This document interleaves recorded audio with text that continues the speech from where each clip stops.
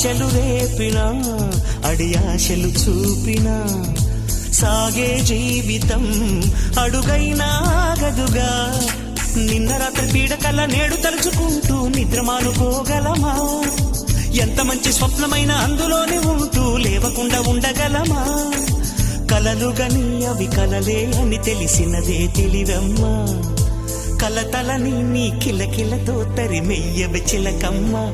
నవ్వే నీ కళ్ళలో లేదా జాబిలి, నవ్వే ముంగిళ్ళలో రోజు దీపావళి.